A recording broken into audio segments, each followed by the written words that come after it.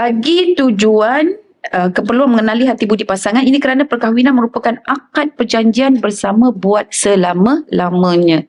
So kita berkahwin tu lebih lama daripada waktu kita membujang. Bagi tujuan peminangan, diharuskan bagi lelaki melihat dan mengenali perempuan yang ingin dijadikan isteri dan begitulah sebaliknya.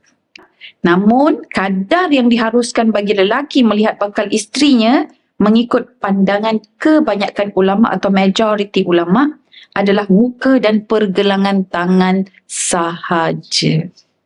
Ini kerana melihat pada kedua-dua bahagian ini sudah memadai kerana pandangan muka adalah lambang kecantikan, lambang kebersihan, manakala pandangan pergelangan tangan adalah simbol kesuburan.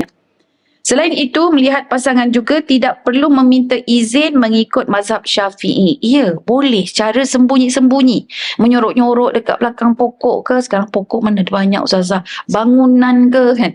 Menyorok kat mana? Dalam kereta. Tengok kan. Jadi kat dashboard pasang dia punya CCTV dekat kamera dashboard tu. Lepas tu tengok balik. Boleh. Tapi kita disuruh untuk melihat batas dia hanya muka dan tangan. Tengok macam tu juga. Macam tu baik tengok gambar.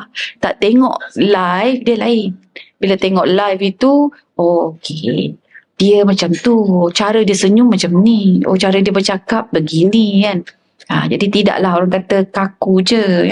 Saya pun tuan-puan, Masya Allah, kalau jumpa dengan orang yang first time jumpa, kecil je orangnya. Dia kata, ini memang biasa. Saya ingatkan tinggi, saya ingatkan besar.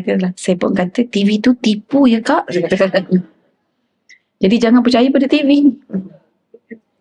Baik Kemudian bahkan digalakkan agar pandangan tersebut dibuat secara spontan. Okey, bagi mengenali hakikat kecantikan dan kemanisan budi pekerti.